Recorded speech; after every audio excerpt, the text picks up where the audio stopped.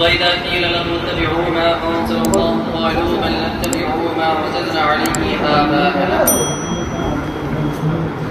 সুরতীয় সভাপতি নাজির ভাই আমার সামনে উপস্থিত ছাত্রবৃন্দ, উক্ত সভায় আমার আলোচ্য বিষয় হচ্ছে কোরআনের আলোকে সত্যের মাপকাঠি। এই বিষয়ে আমি দু-চারটা কথা বলি, আমি আমার বক্তব্য দিতে হবে ইনশাআল্লাহ। সম্মানিত উপস্থিতি, আমাদের আগে পৃথিবীর প্রথম মানব হলেন আদম আলাইহিস সালাম। প্রথম মানব হিসাবে তার ধর্ম ছিল একটি, আর তা হল ইসলাম। আমরা যদি তার সন্তান হই, পৈতৃক ধর্ম হিসাবে সকল মানব কুলের ধর্ম এক হওয়ায় যৌক্তিক, তাহলে আমরা সকলে তার সন্তান হওয়া সত্ত্বেও এখন এই পৃথিবীতে বিভিন্ন বাতিল ধর্ম ও মতবাদের উপস্থিতি কিভাবে, আমরা যদি এই বিষয়ে জিজ্ঞাসিত হই, তাহলে আমাদের সকলের দাবি যে আমরা আমাদের পূর্বপুরুষদের অনুসরণ করে চলি, আর আমরা নিজ দাবিতে অটল থাকি।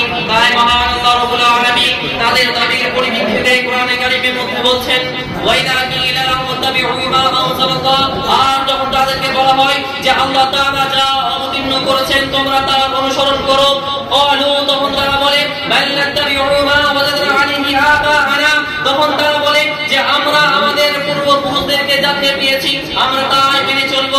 সম্মানিত উপস্থিতি, এই আয়াত থেকে বোঝা যায় যে মানুষ বাপ দাদার অনুসরণে খুবই মজবুত, খুবই দৃঢ়, আর সহজে বাপ দাদার পথ ছাড়ার পাত্র তারা নয়। এখন প্রশ্ন হচ্ছে এটা যে মানুষ বাপ দাদার অনুসরণে কঠোর হওয়া সত্ত্বেও এখন এত ধর্ম, এত মতবাদ, এত ফিরকার উপস্থিতি কিভাবে? তবে কি পরবর্তীতে এরকম হয়েছে যে মহান আল্লাহ রাব্বুল আলামিন কাল ক্রমান্বয়ে দেশ ভাষা ভিন্নতার কারণে বা অথবা মানব জাতির সুবিধার্থে তাদেরকে বিভিন্ন ধর্মে বিভক্ত করে দিয়েছেন। আসল কথা না বাড়িয়ে এই বিষয়ে জেনে নিই যে কোরআন কি বলে। এই বিষয়ে মহান আল্লাহ রাব্বুল আলামিন কি বলছেন? মহান আল্লাহ রাব্বুল আলামিন বলছেন, ইন্নাদ দীনা ইনদাল্লাহিল ইসলাম, নিশ্চয়ই আল্লাহর নিকট সবচেয়ে পছন্দের দিন হচ্ছে দিন ইসলাম।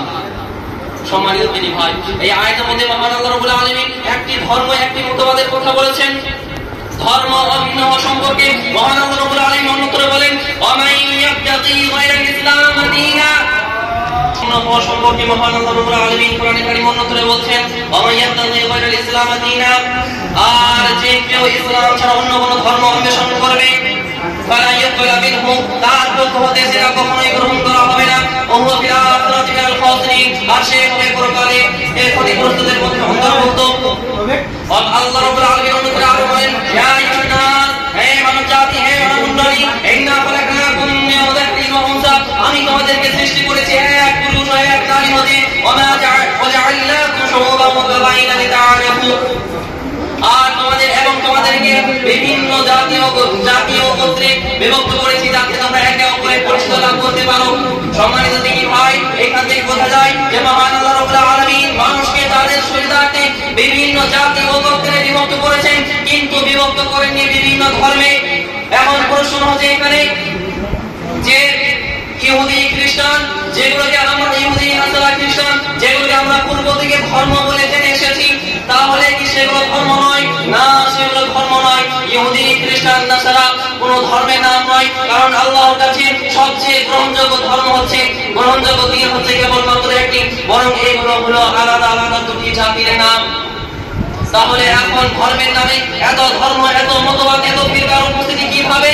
যদিও আমাদের সকলের দাবি যে আমরা আমাদের বাপ দাদার চরম অনুসরণ করে চলি, বাপ দাদার অনুসরণে আমরা খুবই কঠোর। মহান আল্লাহ রাব্বুল আলামিন বলছেন, ওয়াইদা কিলা লাহুম তাআলাউ ইলাল্লাহি ওয়া ইলার রাসূল, ইলা মা আনজালাল্লাহু ওয়া ইলার রাসূল, মহান আল্লাহ রাব্বুল আলামিন বলছেন, আর যখন তাদেরকে বলা হয় যে আল্লাহ তাআলা যা অবতীর্ণ করেছে তার দিকে ও তার রাসূলের দিকে এসো, ক্বালু, তখন তারা বলে, হাসবুনা মা ওয়াজাদনা আলাইহি আবা'ানা, আমরা আমাদের পূর্বপুরুষদেরকে যা পেয়েছি আমাদের জন্য সেটাই যথেষ্ট। তারপরে এখানে প্রশ্ন থেকে যাচ্ছে যে মানুষ বাপ দাদার পথকে অনুসরণ করলে